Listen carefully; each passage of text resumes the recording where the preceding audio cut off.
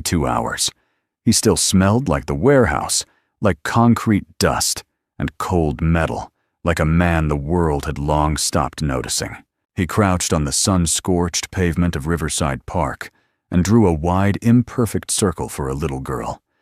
He didn't know who hadn't asked who sat alone in a wheelchair near the iron fence, with her legs perfectly still and her eyes cast downward, like she'd already made peace with stillness. He handed her the chalk. She reached for it, and something moved. Not the wind, not the leaves. Something that 14 of America's finest neurologists and $3 million had spent 2 years chasing in vain. What no one realized was that a woman standing at the far edge of the park had seen every second of it, and she was already walking toward him. Saturday mornings were the only hours of the week that belonged entirely to them. Not to the warehouse, not to the foreman who scheduled Ethan for back-to-back overnight shifts without asking, not to the landlord whose texts came in at odd hours, not to the hollow apartment that still held the shape of a life Ethan no longer knew how to live. Saturday mornings at Riverside Park belonged to him and Owen, and that was the one arrangement the rest of the world hadn't found a way to take from them yet. Owen was 7 years old and ran like the ground couldn't hold him. He'd been that way since he learned to walk, always at full speed, always arms out, always convinced that whatever was just ahead was worth reaching. Ethan sat on the wooden bench nearest the old oak tree and watched his son tear across the patchy grass, a red rubber ball bouncing ahead of him, and felt the specific aching tenderness of a man who understood that he was watching the best thing he'd ever done. He hadn't slept. Not really. 4 hours between the end of his shift and the drive to the park, and before that, another long night of moving freight in a building that smelled of motor oil and recycled air. His eyes felt like sandpaper. His lower back carried the dull, familiar protest of someone who spent 8 hours on concrete floors and called it a livelihood. He was 34 years old, and some mornings he felt twice that, and some mornings, like this one, watching Owen sprint through dappled light, he didn't feel it at all. 2 years. It had been 2 years since the accident on Route 9, since the phone call, since the world rearranged itself into a before and an after. Ethan didn't talk about it much. There wasn't anyone left to tell it to who didn't already know, and the ones who knew had eventually run out of things to say, which was fine. He'd run out of things to say about it too. What remained was Owen and the park and the Saturday mornings that no one could take. He was watching the oak tree's shadow stretch across the concrete path when Owen's ball got away from him. It rolled fast, bouncing once off the edge of the path and curving toward the iron fence along the park's eastern border. Owen ran after it without hesitation, the way he ran after everything, and then stopped. There was a girl near the fence. She looked about 6 small, even for that, with brown hair pulled into a braid that had come half loose, wearing a yellow jacket that was a size too big. She sat in a wheelchair that was angled slightly away from the path, positioned in a stripe of shade, like someone had placed her there carefully, and then left. She wasn't watching Owen. She wasn't watching anything in particular.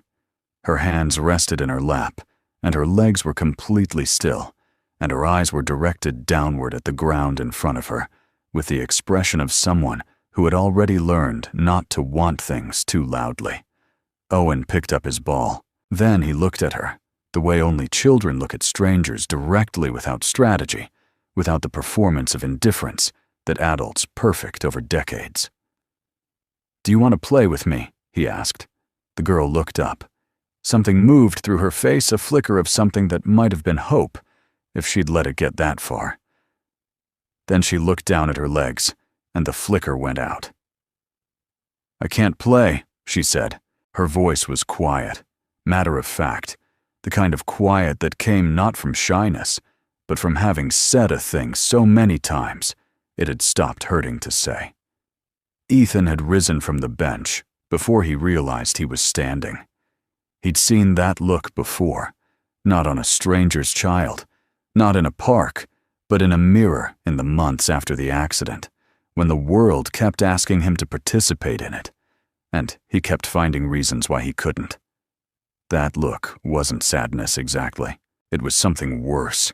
It was a child who had already started to edit herself out of the story. He crossed the grass slowly, hands in his jacket pockets, and stopped a few feet away. Owen ran back to him immediately and grabbed his hand with both of his. "Dad, help her play with us." Ethan looked at Owen, then at the girl. She was watching him now with cautious eyes, not unfriendly, just careful the way someone looks at an outstretched hand before they decide whether to take it. "What's your name?" Ethan asked her. A beat. "Gracie." "I'm Ethan. That's Owen, in case he forgot to mention himself." Owen had not forgotten he'd already told her his name twice, but Gracie almost smiled, and that was reason enough. Ethan crouched down so he was at her eye level and asked, "What's your favorite thing to do?" Gracie's eyes moved to the side like the question required accessing something she hadn't used in a while.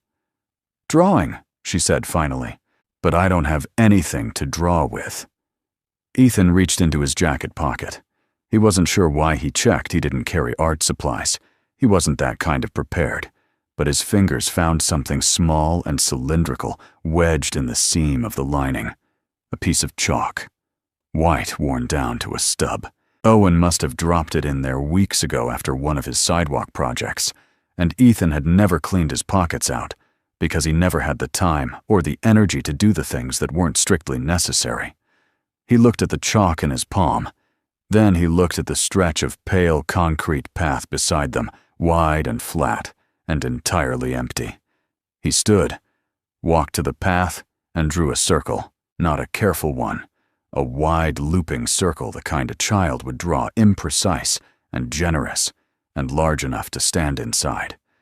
Then he drew another shape inside it, and another beside that. And when he looked back at Gracie, she was leaning forward in her wheelchair, just slightly neck-craned, watching his hand move. He walked back to her and held out the chalk. "Your turn," he said. Gracie looked at the chalk. She looked at the circle on the pavement. She looked at Ethan's face, reading it with the thoroughness of a child who had learned to check whether adult kindness was real or performed, whether it would last or evaporate the moment it became inconvenient. Whatever she found in his expression, it was enough. She reached out and took the chalk from his hand. She didn't draw right away. For a long moment, Gracie just held the chalk in her fist and looked at the circle on the pavement, the way someone looks at a door they're not sure they're allowed to open. Then Owen dropped to his knees beside the concrete and picked up an imaginary brush with great theatrical seriousness and said, "I'm going to draw a dragon. But not a scary one, a nice one with a bow tie." And something in Gracie's face broke open quietly, the way light comes through a curtain when someone pulls it just an inch. She leaned forward in the wheelchair and pressed the chalk to the concrete. The line she drew was thin and tentative at first. Then it curved. Then it became something the suggestion of a wing, then a tail, then a round cartoonish head that she added last, and then looked at with the private satisfaction of someone who'd surprised herself. Owen studied it with the gravity of a professional critic. "That's better than mine,"